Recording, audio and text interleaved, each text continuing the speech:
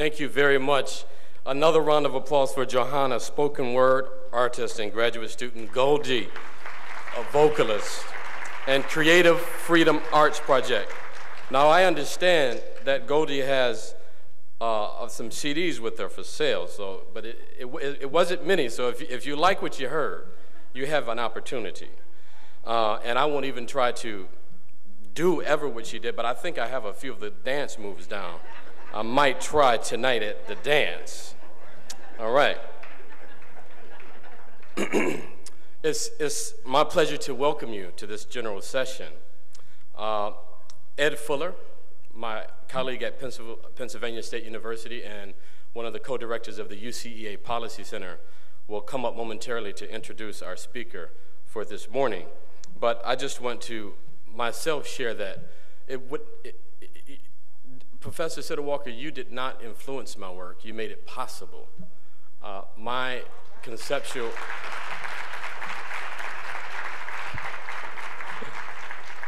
the conceptual frameworks that myself and many of my colleagues use come directly from Hello Professor, come directly from your work, in which you allowed us to situate culturally responsive lens for our own work and our own leadership work. So I want to personally thank you for that before I bring Ed up. And thank you for being here. I would also like to thank all of my colleagues for being here. And with no further ado, we have had the beautiful acts. I'd like to bring Ed Fuller up to introduce our speaker for this morning.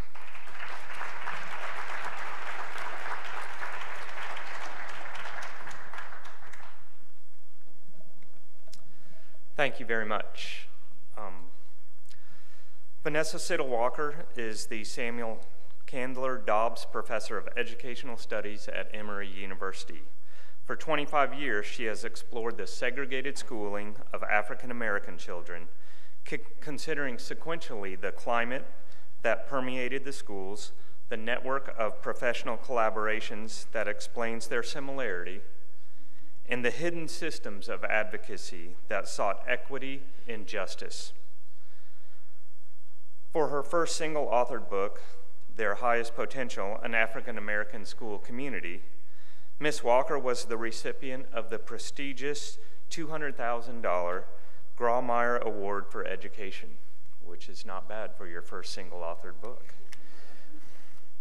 She is also the author or co-author of such books as Facing Racism in Education, Racing Moral Formation, Hello Professor, A Black Principal in Professional Leadership in the Segregated South, and Living the Legacy, Universities and Schools and Collaboratives for African American Children.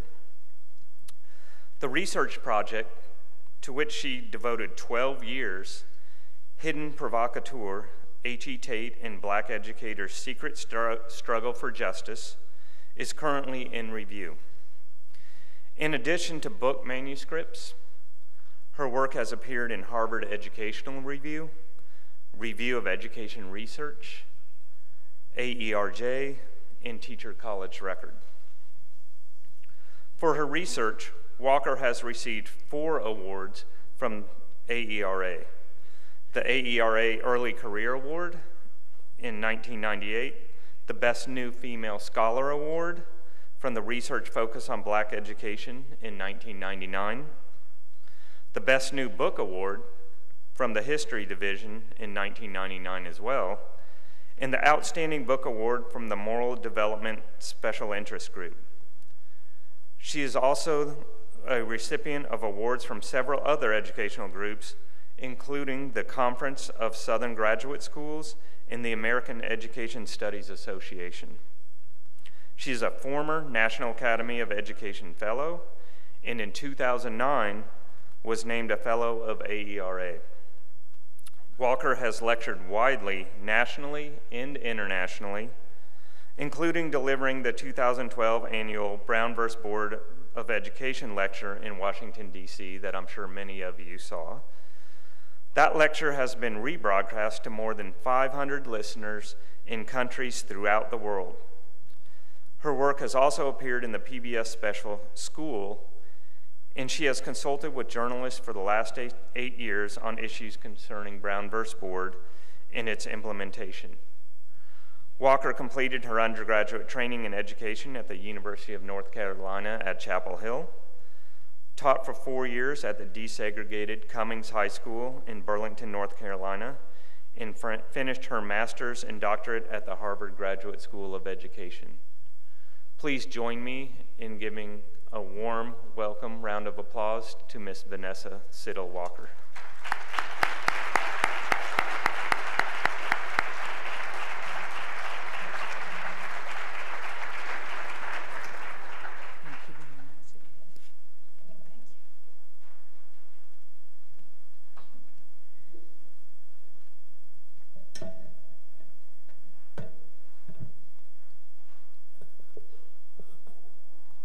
I want to say good morning to you.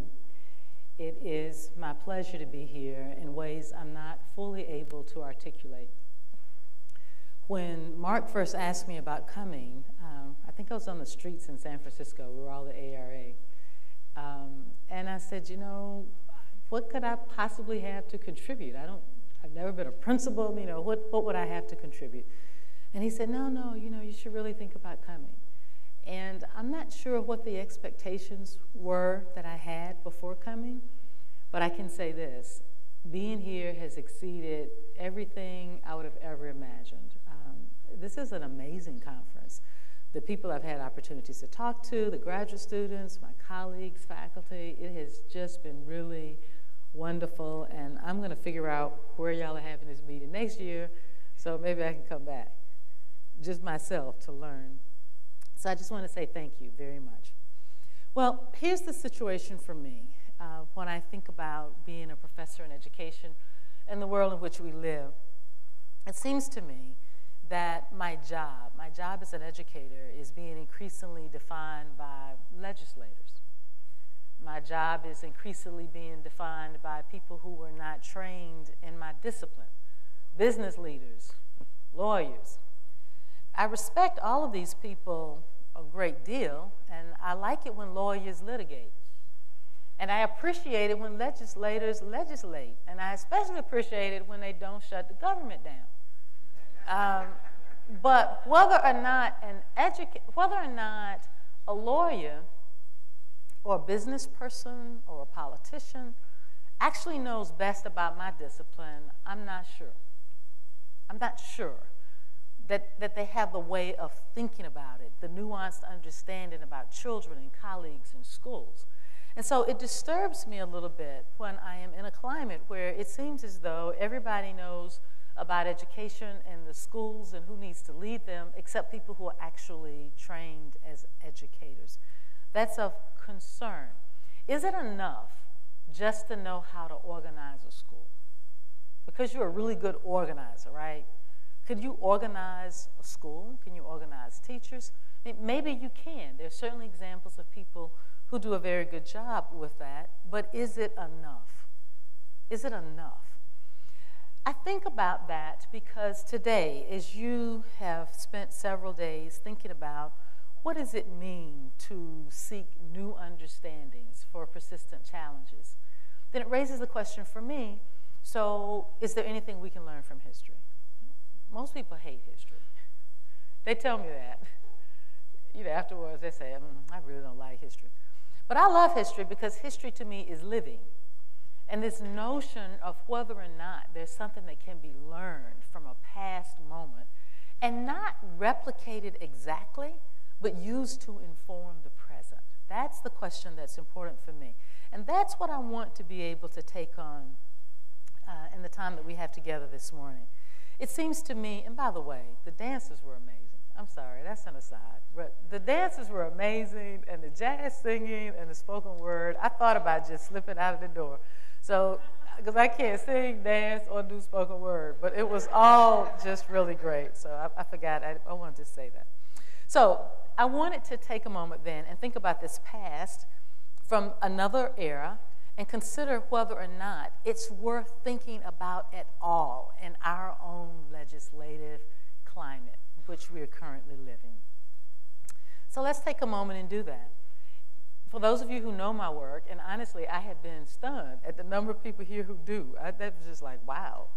So, I mean, so for those of you who do, but also for the benefit of those who don't, I spent 24 or more years thinking about the segregated schooling of African American children. And I always feel it's important to say, yes, the schools were resource poor. Yes, it was wrong that they were that they were expected to be in the kinds of educational circumstances that they found themselves in. That was wrong. Brown was right. Nonetheless, within inequality, within oppression, there can also be resilience. And so what was the resilience of a community? How did you make people believe in their capacity to achieve when a whole world was telling them you can't achieve, right? How were they actually able to do these kinds of things? So we've talked about school climates, but today I actually want to think about what does it mean to think about the people who ran the schools. And I think that's important for the conversation today because you are the people who are both the leaders and who train the leaders. And so it seems important to focus on, well, how did leadership work? Because the schools were not an accident. You don't get schools that look exactly the same philosophically across 14 southern states and beyond. And people are actually using the same language to explain what they're doing. That doesn't happen by accident. And so what we know is that the professor for them was a high school principal. The professor was instrumental in leading these schools and creating this climate. And so that's what I'd like to be able to talk about today. Ulysses' bias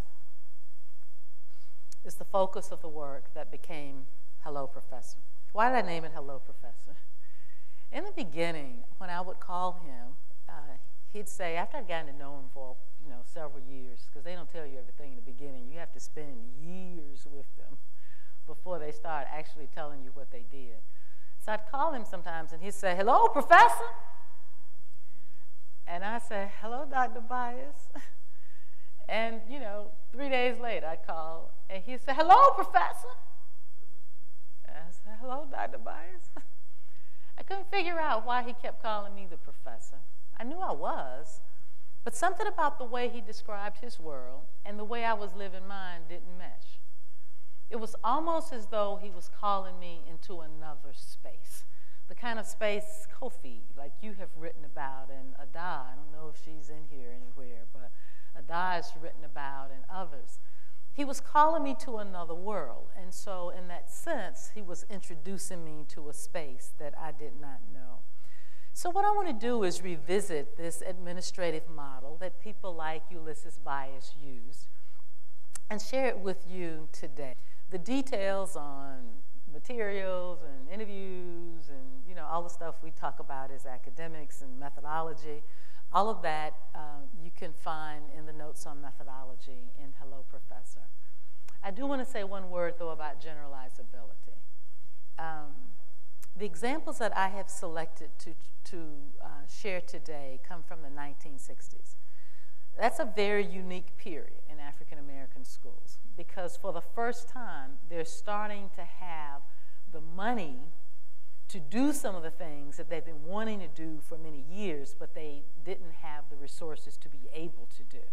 So in the 60s, you get this unique blend where they still have the pedagogical philosophies and ideas intact, but now they actually have money to do a little bit more with it than they would have had in the 30s and the 40s, and sometimes even to the 50s. And just as a side note, for those of you who are not in history, which I'm guessing most of you are not, in the early 50s, the states are trying to figure out how not to implement Brown.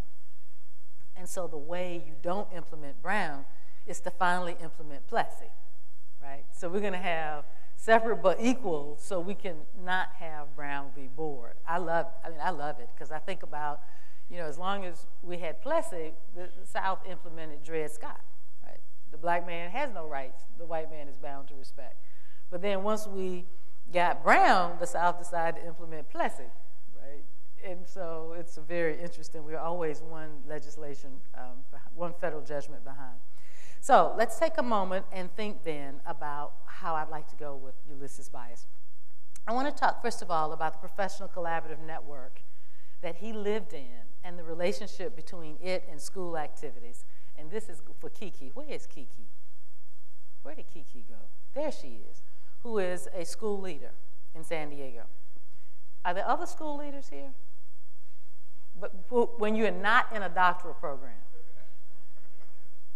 Not in a doctoral program. 1, 2. Okay. So this section is especially for you all, because I think it's really, well, it's for us too, but it's really important. I want to show the historical difference in then and where we are now. So I'm going to talk about this collaborative network and the influence on school activities. I want to talk about the professor and the ways in which he actually took on the idea of professional development in the schools. I had a wonderful time reading the program and the sessions that people have presented, because I wasn't here for all of them. And I was really struck by the number of sessions about professional development and the professional development that's being led by districts. So I want to use this space to talk about professional development that's not led by districts. I want to spend some time talking about how the principal courted the community. I also noted there have been a number of conversations this week about community. And finally, the commitment to problem solving.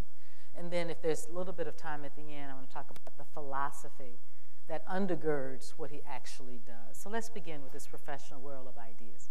So one thing, one little known fact about the Black professional world that we really never taken account of was the fact that he lived in a very tightly networked world, and it had been this way since the 1920s. What I am showing here is the 2 national organizations that govern the professional world of a Black educator during this period. And kind of back to finish this idea, bias is generalizable across states and people over time. Some of the ideas that he does in the 60s are a bit maverick. Okay, so I'm going to share the ones that are maverick, but the philosophy undergirding them goes back through this network over time. So you've got 2 national organizations. One is the Association. The Association is the counterpart to the Southern Association of Schools and Colleges. They were not allowed to be in the Southern Association, thus they formed their own association, the Association of Schools and Colleges. Now, I don't know why they put the emphasis on the Association of Schools and Colleges. I am not mispronouncing it. I am pronouncing it the way they taught me to pronounce it. I have been corrected. You are supposed to say the Association of Schools and Colleges, right? And I wish I had asked him all of what that meant. So one is the Association, which meets once a year over 3 or 4 days. It includes professors from higher ed and school leaders in small sessions, much as we might be together here today. The ATA is the counterpart to the NEA, because they also can't be full participants in NEA, so they formed the American Teachers Association, originally called the National Association of Teachers in Colored Schools, and later it becomes the ATA. These 2 national organizations are quite instrumental. One is a bit of an Udi club, right? Because you can only go to the association meeting if you have met the standards for approval for accreditation. So that's a kind of, you know, the Udi people, right? But the ATA is for all the principals throughout the South. So why does this matter? Because this leader does not exist in isolation, either from higher ed or from his colleagues or her colleagues throughout the South. They talk about seeing each other all the time, having the opportunity to discuss the ideas that are going on in their schools and in their settings, both in formal ways as well as informal ways. So as Melanie and I will sit down afterwards and have lunch, and I'll say, what's going on at Howard? And she'll say, what's going on in Emory? A similar kind of context is working for these people. Now, these did not exist in isolation. They were very much acquainted with the newest research at white institutions. They'd been led to believe that their best was worse than the worst that their white counterparts did. So it was very important to them to stay abreast of everything that was happening, that was coming out of Columbia, or Harvard or Michigan or wherever, because they wanted to have access to those ideas and make sure that they were implementing those ideas in their classrooms. The federal and state climate, both the opportunities that were available in particular decades as well as the difficulties that they would have to surmount. So you see a lot of that conversation. The values of HBCUs very much influenced the network. They came out of HBCUs. HBCUs have their own sense of climate and values, so you get their highest potential because these people come out of similar schools also. So they're very aware of that, and they're very aware of what's happening in NEA or with the Southern Association. So they attend these meetings. They have professional conversation back and forth. And I also want to just make a note about the informality. If you're segregated, you can't come and stay at the Hyatt. And I think we really have to take this on, right? Because A, they don't have a little fancy, thank you all, by the way. I really like the room y'all gave me. It's a lovely room in the corner, and I appreciate it. Just a wonderful job. It's great. But had I been going to this meeting 50 years ago, you're talking about a completely different experience. No fancy research accounts and not the capacity to go and stay in nice hotels. What does that mean in real time? In real time, it means professors, higher ed as well as principals, are likely to be staying in the homes of black parents, right, who could put them up. See, which is also creating connectivity in different kinds of ways. It's hard to be in somebody's home talking about their children, right? You have to know and understand certain kinds of things. It's also important to take into account that it's one thing for me to go and pop in my king-size bed. It's another thing for me to go crawl in with you, right? Because if you can't, you know, you've got people sharing rooms together, and if it's segregation, they often drove to these meetings. So we live in Atlanta. One of the meetings I'll be referencing later is from Richmond. We drive that route all the time. My husband's from Richmond. That's a 9-hour drive on 85 today. I can't imagine before I had 85, right? Or what about when I have to go to the bathroom?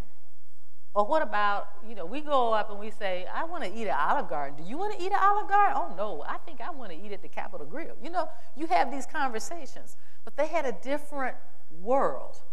You had to strategically plan. When are we leaving? How far can we get? Where can we stop? So on and so forth. And so you'll hear Ulysses Bias say something like, a lot of the old guys wanted me to ride with them. They wanted me to drive because I could see at night. See, they're driving through the night. And he talks about, but I learned a lot from those cats. He says, because I was a young duck.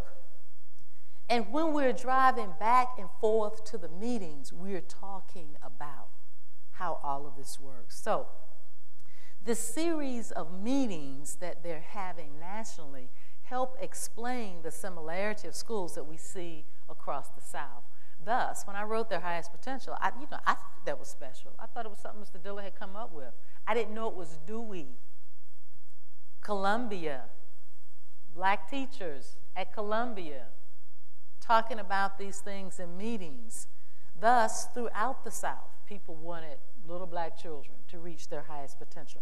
But that's not the end of their meetings. When they come back into the state, and this process uses Georgia, but it is replicated across the 14 southern states with very little variance from what we're able to determine. Once a year, they've got statewide meetings, professors, higher ed, teachers, often taking the ideas from the national and bringing them down into the state. They meet in large groups, they meet in small groups, they're talking about what are the issues and how do we need to solve them. And one of the things that I loved about this morning, they always have their young people there involved in performing. But they don't just go to state meetings, then they go to regional meetings. The regional meetings, this is an original map from the 1940s, are carefully scripted so that what you do at the state, which is like what you did at the national, is what you'll talk about within your region. And these little black dots on the, these little black dots actually represent the people who are running whatever is happening in the region. I won't be showing you the picture, but we also have pictures of local study groups where educators are getting together locally. Now, in addition to all of these meetings with teachers, if you were a principal or a professor, you also had a set of meetings that you just went to as a professor. So one of them is the School Masters Club. This is the Georgia state version of the association meeting. So they're all at the association meeting talking with their colleagues, but then in the state of Georgia, they get together 3-4 times a year so that they can have conversations about what it is we're actually confronting in Georgia. And they also conducted surveys about their local schools and what we need to do. It had a research component. If you were not a member of the association and thus could not go to the School Masters Club meeting, then one of the things that we didn't want you left out. So then you have a statewide meeting of principals across Georgia. And here again, the topics of conversation carefully scripted to be connected with whatever is being talked about nationally, et cetera. And in addition to these meetings, you also had a journal. And just to give you a sense of the quality, in the 1940s, Horace Mann Bond was the editor. And W.E.B. Du Bois was on the advisory board. Now, I want to make a couple of points about these professional meetings and the networks. If you were to look at the professional structure of a white educators association during the same time period, the structure will look the same. So there's nothing particularly profound about national meetings and state meetings and so on and so forth. But the black meetings differ in their norms, participation, and accountability. So the structures look the same, but the outcome appears to be a bit different. So let's take one example of these professional meetings and networks, and then I want to talk about kind of how it works with his school. So Bias is an active participant in all of these meetings. When I first started talking with him, I honestly did not know what this man was talking about. He would say, at the so-and-so meeting, and here's this sheet of paper. And I said, but I thought you were at this meeting. Yeah, I was there too. I said, well, how many meetings? I remember asking him, how many meetings were you? It took like 2 years just to figure out what these meetings were and how they structured and how they operated differently from each other. So Bias was at all of these meetings, but he didn't just go to the meetings. He's an active participant. Okay, we're not going just to listen. Okay, we're going to participate. We have here, we duplicated this, well, retyped it. But it is an example of an input process flow chart of the steps in developing a high school schedule. He uses this to present in a high school principals meeting, and his is, you know how the old, remember the overheads, right? I still like overheads. But little overheads, and his little stuff is all taped together, so it's about 2 sheets long in reality. And it's all taped together, but he'd come up with this, and this is a part of what he's presenting. He presents it nationally. It appears in the Herald. He also presents it at one of the principals' meetings. Is this a big deal? Actually, it is. Think about the fact that black principals had not often had high schools. How do you put together a high school schedule, right?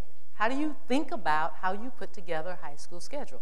For them, during this particular time, this was cutting edge, right? And so he's taking the time to say, well, this is how I developed it. Let me share it with other people. And they have all kinds of conversations. He also did a presentation where they were talking about how do you balance your cafeteria budget. And the people were losing money in the cafeteria. And so Bias gets up and he says, well, how many weenies do your students eat? And the principal said, what does that have to do with my cafeteria budget? He said, it has a lot to do with your cafeteria budget. If you don't know how many weenies the students in your school actually eat, that is why your weenies are going home with your cafeteria workers.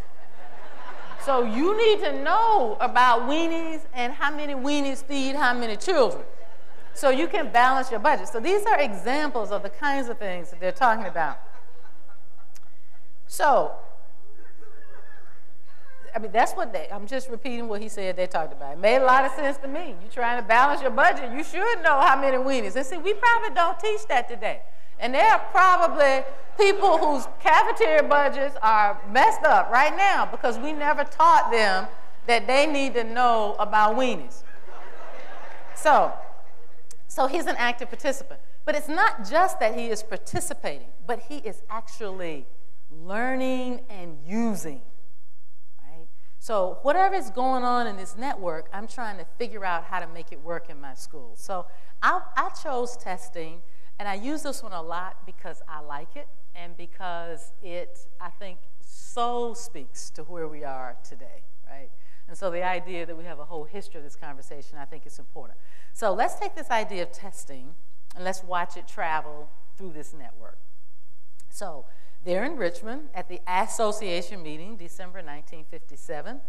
Higher ed principals, about an equal number of people who were there, and they're working together. Now they did say, the principals do say, that people in higher ed had heads like talking horses, and they just kept right on talking on and on and on and on. But they had an agreed upon understanding, it seemed, because the principals would say, it's their job to get the data, to get us what we need to know. It's our job to make it work on the ground. So a symbiotic relationship, but different roles.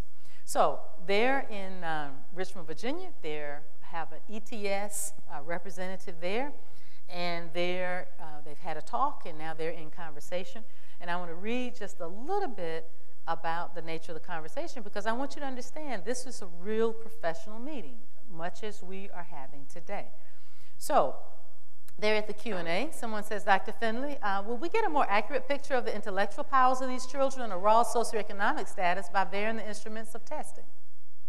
And Dr. Finley answers, but apparently what Dr. Finley said, the person didn't like. So the person comes back and says, Dr. Finley, I did not make myself clear, I'm sure, because they're very polite. I was not referring to achievement tests. I was referring to the tests of the intellectual ability on which we base our diagnosis of children's readiness to learn. Would you comment on that? Dr. Finley says something, and somebody else says, well, how can you overcome the problem of bringing the low-performing group up to acceptable standards with the same number of teachers? Wouldn't one have to have more teachers working with these groups? Has a study been done on pupil-teacher ratio in this regard? Okay. A very intense meeting. And literally by the time I finished reading all the questions they asked Dr. Finley, I felt sorry for Dr. Finley. And Dr. Finley says at the end that he said, this has been very engaging, and I'm rather tired. And I'm sure he was. So they were very inquisitive, right, about this. So let's go to the state. If we go to the state, we look at their journal, what are they talking about? Very next year, intelligence testing, a two-edged sword. Some of the people from higher ed are present, some of the principals are present, but it's all being discussed in this journal. Let's go to their regional meeting. More than 8,000 teachers are involved in regional meetings, these 11 regional meetings in 1958. One of the topics, the testing program for Georgia. They were so tightly connected, actually, that the white educators in Georgia said, oh, this testing is really something. We should do more of this with white children. This is very interesting. Now let's go to Bias's school. Bias is at that 1957 meeting. He's at all the other meetings. And here we are. His original, obviously we doctored up, but the numbers are exactly what he gives. He starts giving the National Merit Qualification Test. They hand score it. Scores are low. But what's interesting to me is to watch the improvement over time. In this school also, they're talking about teacher-made tests. What should the guidelines be to make sure our students perform? But testing isn't the only idea he gets from his professional networks. I'm giving here you examples of several others. A democratic study hall, he starts. He says, we're supposed to be teaching civic education and civic engagement. The children should be able to run their own study hall.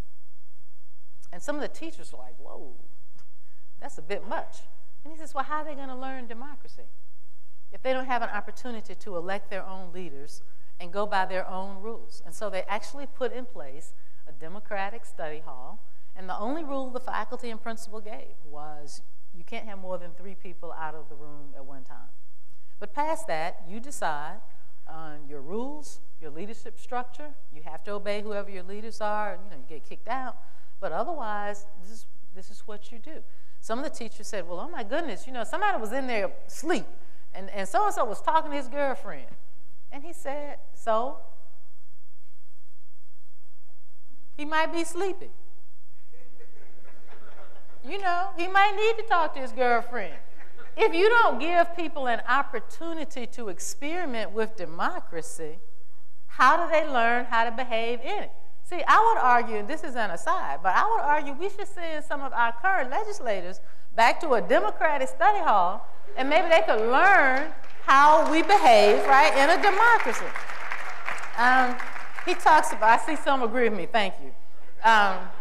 So there's a strong focus on keeping students in school. They create a dropout prevention program, the details of which I won't take the time to give you now, but they've got kids coming 6:30 in the morning, stay until later in the evening. They're feeding them, they're focusing on people who are at risk for dropping out. They have a college-type schedule. He said, I think achievement would be better if students had more time to prepare and teachers had more time to prepare. So, what do you think? Let's do a college-type schedule in high school, right? They implement this. This is the one that I thought was most interesting. He decided that he would play music in his school. He said he'd read about a psychological study that said that hens produce more eggs when they listen to music.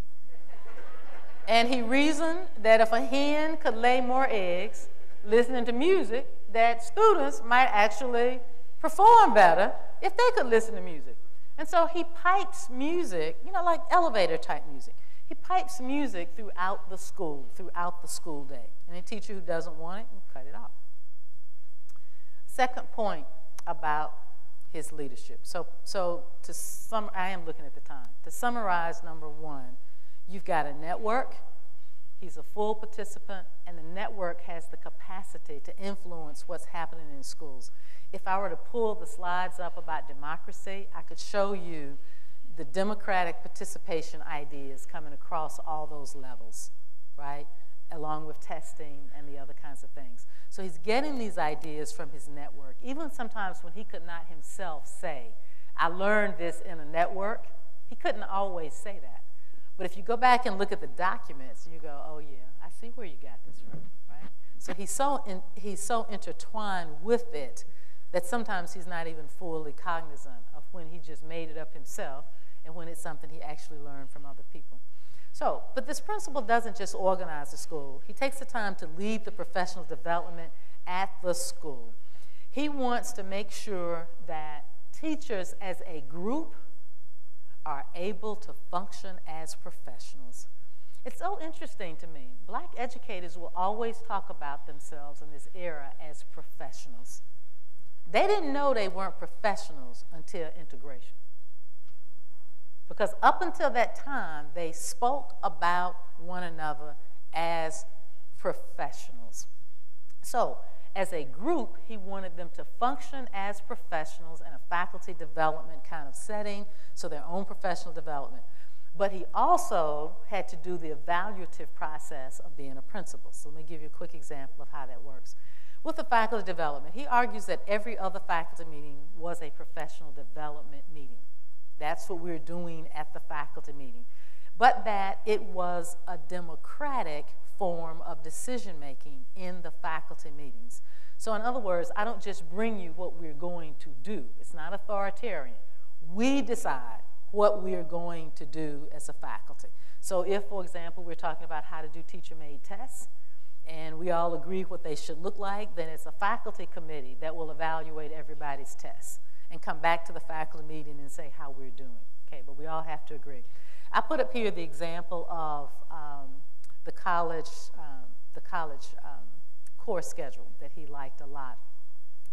In the green, you'll just kind of see the little steps of all the things that they're doing. You have to present it to the faculty and blah, blah, blah. People have to make decisions, et cetera. You can read that. And in the center, you will see where, from their school newspaper, they were evaluating how well are we doing with this. The actual newspaper has lots of students with lots of responses and their pictures, but of course I couldn't put all that up here. It's interesting when he talks about how do you get your faculty on board to do all of this. right? And he says, well, you know, some people are natural leaders. So if you're the principal, you need to figure out who your natural leaders are, because you need to have a special relationship with your natural leaders, because these are the people who can help you not only think about how to put a program over, but they can help bring other people on board around an idea. So you always have to be in consultation with them. I just think about that as a teacher, and I'm sure some of you have had the same experience. I just remember being a high school teacher, and I had to always focus on the most belligerent students in my class. They had to be my best friends, right? Y'all looking at me like you haven't taught. If you taught, you know what I'm talking about, right? Because if I didn't get Geraldine doing what I needed to happen, nobody else was going to do it, right? But if Geraldine and I could get our own little special relationship going on, how you doing today, Gerald? Oh, good. You doing good? Okay, great. Well, have them do so-and-so and so-and-so. Then you can make it all work. So he takes this same kind of basic concept and applies it with teachers. He also then talks about the importance of talking with these people earlier and seeing what they thought about things before you move on. Okay, what about if it's not group? What about if it's, you've got to be authoritarian? I put here 2 quick examples of letters. One is to a very average teacher. So he's doing his own evaluation. He did it by form of formal letters. He visited classrooms. He says, you know, I might pop up anytime. You never know when I'm going to show up in the classroom, and that seems to have been true. But what's interesting to me about his letters is that you see truth, direction, praise, and encouragement, whether you are a weak teacher or whether you're a strong teacher. So to an average teacher, he's talking about, yeah, you know, I've ranked your general ability as average and your cooperation is average. But please understand, this is from the application level. So I want to start encouraging you to work toward advanced ability. I want you to take a more active part in faculty meetings and lend us the pleasure of your thinking, right? And he goes on to talk about the school focus on achievement. And then he says, but I was very pleased with your apparent growth in working with students, and I shall look forward to your continued improvement, right? So that's for a teacher who really isn't doing that great of a job. But the exemplary teacher, during the past 6 years, I've constantly ranked you among our top teachers, and you've shown us, and then he names all these things you've shown us, and about your interest in the community, et cetera. But he says, but there are 2 areas where I think you can make improvement, you know. Decrease the time you spend on current topics, and he goes on to explain. So and he ends with, you know, you are among the best. I think this is interesting because the idea is that every teacher is still growing, right? None of us have ever reached perfection. And so whether you're good or poor, you get praise, encouragement, truth, and direction. Now, I don't know Mara Walsh, but I was reading about that presentation that was done yesterday or the day before. And she talked about how if you are going to do evaluations, that you have to be able to think about how the person receiving the evaluation actually feels about the evaluator. And so how well I'm able to receive your evaluation has to do with what I think about you. If I understand correctly, that was the result of this work.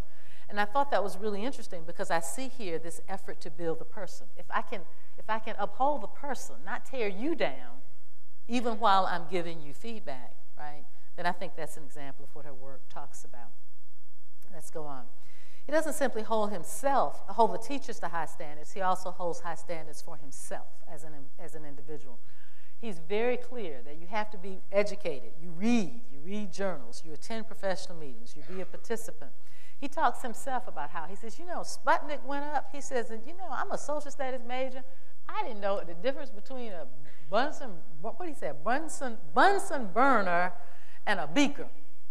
He said, so how am I going to tell my science teachers, how do I know how to help them order science equipment? Because I don't know what science teachers need, right? I don't know how to think about a curriculum. I don't know anything about it. And so he describes actually going back to Atlanta University, registering for a class in college chemistry and another in genetics. He said he spent 7 to 8 hours a day for weeks reading chemistry, and that he never worked so hard in his life for a C. But when he went back, right, and he's now talking to his teachers, they can respect him as having some knowledge about what they're talking about. I asked him, why is that so necessary? And he says, you know, if you're a leader and out front, you're telling other people what they should do, you ought to be able to do it. If you can't do it, you don't have any credibility. On the slide here, I wanted to give you an example of The way in which he asked his teachers to make sense of him. As he evaluated teachers, he asked them to evaluate them. And on the slide, I've put some of the sample questions from the survey that he did for all the teachers. And teachers used this survey and kind of filled out little points and gave feedback on what his role was. And also, I gave you examples of how he would use a faculty meeting to have a conversation about how should I be running the school. So I evaluate you, but there's space for you to evaluate me too. Let's talk about the homeschool connection. It's easy to think that a black principal didn't have any problems with black parents, because after all, you all black, so what's the problem, you know? I mean, you know, what's the problem? So it's easy to imagine that, and we forget the fact that even though African Americans are different, might look the same, we actually come from very different spaces. Ulysses Bias was not a smart kid, right? He was twice a high school dropout. If you look at his report card, fair, mischievous, you know, I mean, he had a good time in school, and it wasn't always learning, right? But when he goes to Columbia, he learns how to talk like, you know, the people at Columbia taught him how to talk.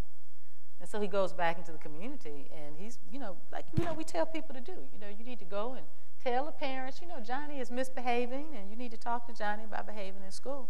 And so he goes out into the community to tell the parents, and the parent looks at him like he's lost his mind.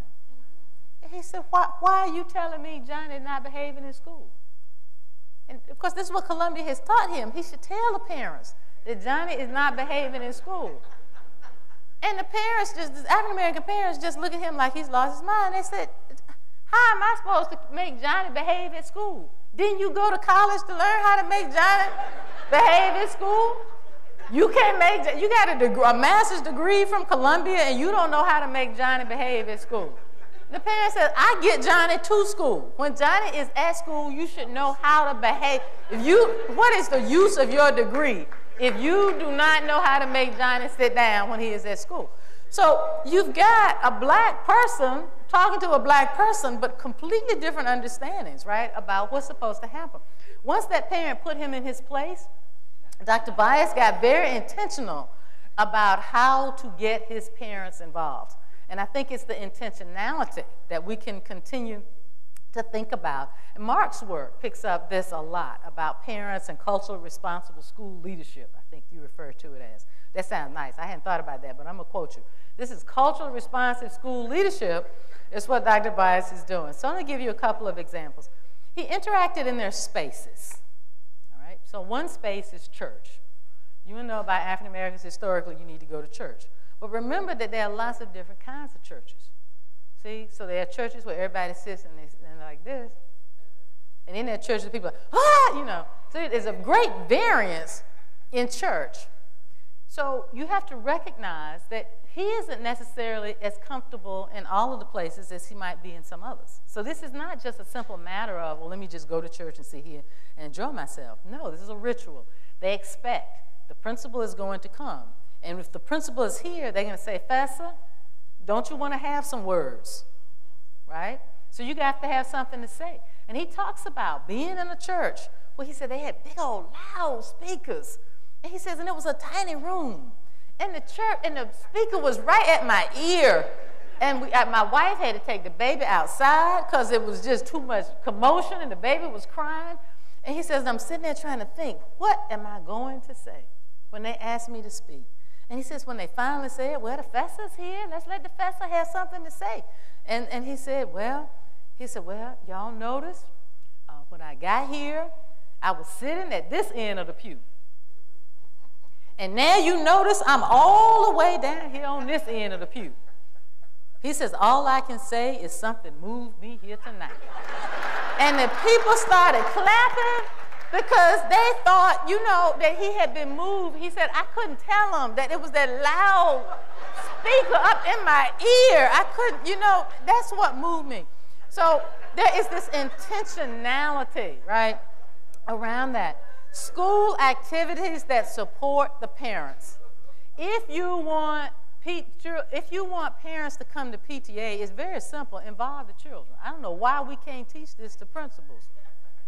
Right? If you really want parents to come to PTA, involve the children, right? And the parents will come. So he talks about PTA programs as educational, as involving children, being able to actually give information about colleges and so on and so forth. Also supporting the community needs. He goes outside of his comfort zone to make sure black policemen can be hired. He has to teach these people how to pass the test. He says, no. He said, I looked at the test, and he said, I saw what was wrong. The people were answering the test out of their experience. So black men were being asked to do a test, and they said, how should the policeman treat you? Fair, kind, equitable, mean, right? And the black men were checking mean because that's how they had been treated, right? And he said, forget about how you have actually been treated and think about how you should have been treated, right? And so he's able then to get people hired. So it's making myself available. And here's another example, the adult evening school. It's going on, it starts December the 28th, 225 per semester without regard to the number of courses taken. So let me help you all get degrees, and now your students can see you going to school too. So let's work all this together. Let's hurry up. Finally, problem solving. But you know, y'all took time at the beginning, so I should be able to have another 6 minutes. Okay. So problem solving is one of the places that I think is really important. He says, we were trying to figure out how to solve the problems. That's why we came together, because we wanted to solve them. And you see this when they're talking in their regional meetings, et cetera. In fact, it's one of the biggest contrast points he uses with going to his black meetings and going to desegregated meetings later. He said, we were focused on problem solving. So here, I won't go through the details. This is in Hello, Professor. But he arrives at the school where everything's run down. The parents want a truancy officer. He's like, you don't even have a microscope, right? Or you have a microscope for a science lab. We need a lot more than a truancy officer. How will we make all of this work together? The superintendent, meanwhile, doesn't want to give the parents a truancy officer. He doesn't want to do anything else. So what do you do with that? Bias would argue you have to always be prepared to play the Dr. Jekyll, Mr. Hyde game. You leapfrog people. You don't just bow down to whatever it is that they're telling you. Because they limit you does not mean you have to be limited, would be Dr. Bias's perspective. So he says to the superintendent, okay, look, I'll put together a curriculum survey instead of, you trying to get the truancy officer right now. And the superintendent says, oh, that sounds like a good idea. Okay, all right, you think you can hold them back? And he said, oh, yeah, I think I can hold them back. So he puts them all together. They have 5 faculty meetings to evaluate the program. 38 students are a part of it. They have 2 mass community meetings, form 3 committees. Teachers are working for an entire year, 2 and 3 afternoons a week, and they put together a curriculum survey that they actually print. The PTA prints it, and he takes it back to the superintendent, and the superintendent's mouth falls open, and he says, oh my goodness, this is terrible. Your children are not doing what they should be doing. I hope you haven't told it about it. Bias says, well, I just dropped off a copy at the newspaper. And he said he actually hadn't dropped a copy off at the newspaper. He lied. But as soon as he left the superintendent's office, he went and dropped a copy off at the newspaper. Newspaper printed it for 3 solid weeks.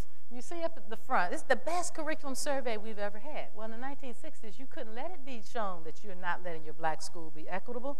He wound up with $6,500, typewriters, money for typing teachers, calculators, and a truancy officer. So you're not defined by your problems, you solve them. So in this toxic kind of professional climate, here's what they're doing. We've got a professional world, not what's driven by superintendents and others, but ones that we have created. And this world actually helps influence what happens in schools. We're committed to professional school planning. We work with our educators, our teachers, as professional people and help bring out. He talks about how find the strengths in your teachers and let those teachers shine in their strengths, right? So we take that on as our responsibility. Intentioned involvement with the community, not haphazard, and a commitment to problem solving. Why did he do all of this? I won't go into details, but he says basically you do whatever's in the best interest of kids. That's what we're supposed to be about, right? So if it works in the interest of children, that's what we do. Whether it's professional development, whether it's working in communities, whatever we do, the child should be centered.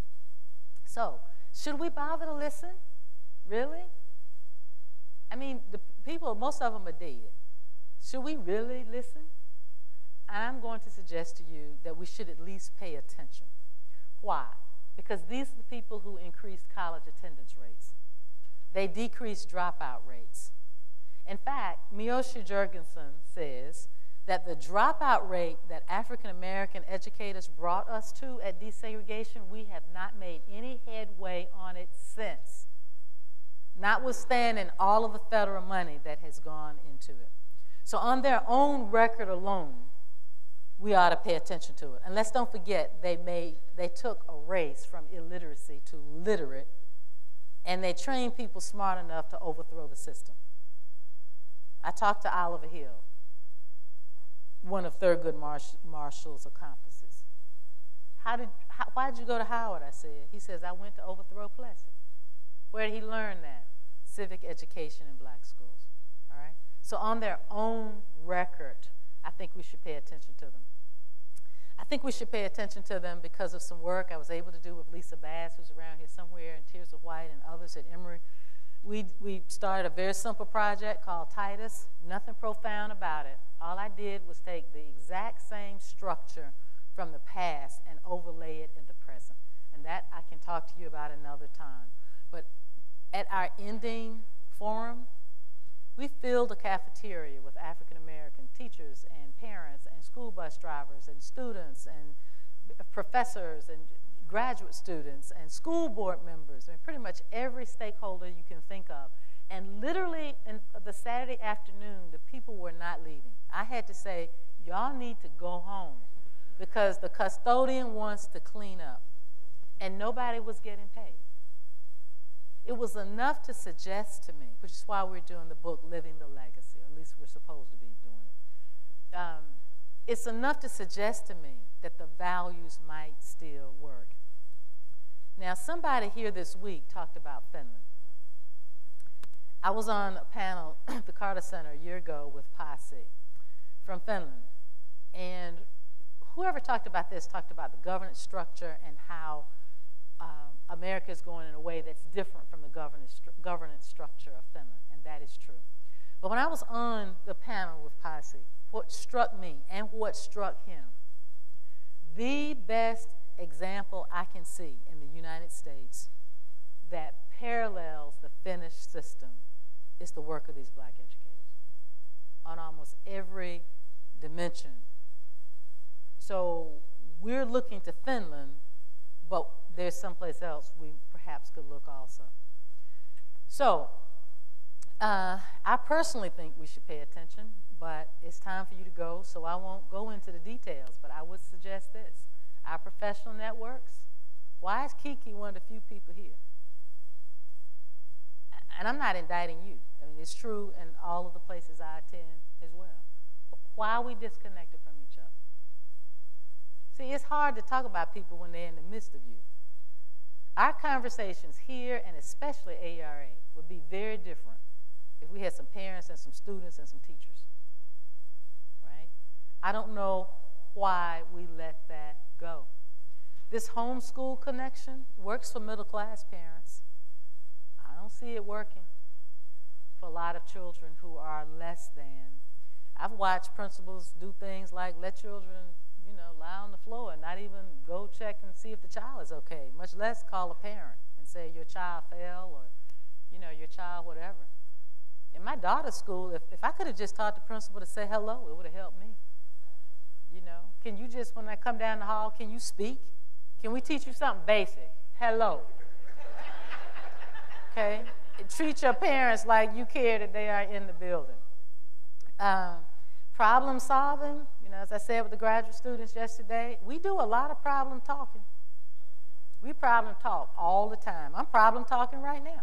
We problem talk, we problem panel, we problem grant write, we go on TV talking about problems, we do films, we problem film, but we're not trying to solve problems. I'm not saying none of us are, but I'm saying we're not taking it on. And if you will indulge this, a wonderful, wonderful conference. The president called me, this is many years ago, and it's not a conference that y'all know who I'm talking about. The president called and said, will you fly to Hawaii and present on this panel? Well, Hawaii is a long ways. It's pretty and everything, but it's a long ways. And I had just been there earlier that year, and I was like, I don't know. That's a long ways. I don't know. And I said, plus, this is my mommy time with my daughter. It's summer. I don't know. Well, it's not that they really wanted me. They wanted somebody else. But the other person had to turn them down. So, I guess the president is desperate. And so the president says, what about if we send you 2 tickets and put you up at the Hilton on Waikiki Beach for 4 days and 3 nights? Will you come? I said, oh, okay, well, let me think about that. That's a little different. All right, let me think about it. So I said, how long do I have to talk? She said, 15 minutes. I said, 15 minutes? It takes me 15 minutes to say hello. How are we going to have a conversation about anything of substance in 15 minutes?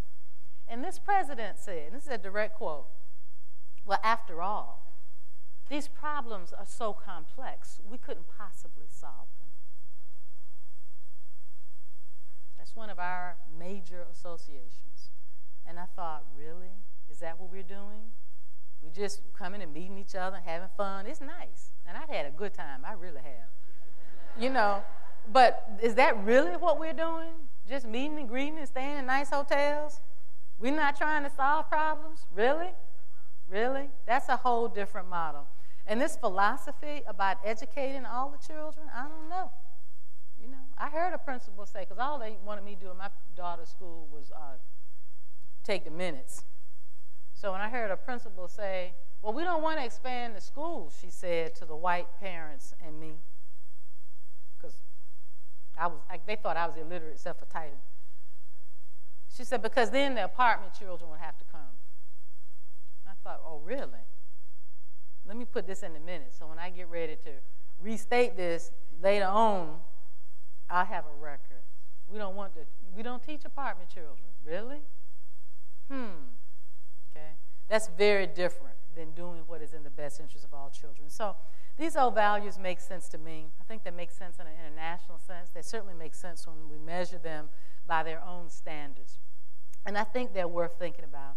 What I love about having the opportunity to talk to you here today is that when I'm with historians, and I adore my colleagues, but we are all together for a reason. We like reading about history. We're not in a place that we have the power to change anything, but you guys do. You actually do. You have the power to change how we think about leadership, how we train leaders, what we do. And you have the collective power, I believe, to stand up to a country that says, we don't need you, and say, yes, you do. Yes, you do. So I want to thank you for allowing me to be here today. I know that we've run a few minutes over. What I said to Mark earlier, I really didn't want to not do Q&As, so I'll just go over here on the side. I'll make sure I'm available. I have to check out of my room at 1, but up until 1, I can make sure I am available if there are questions. Thank you so much for allowing me to be a part.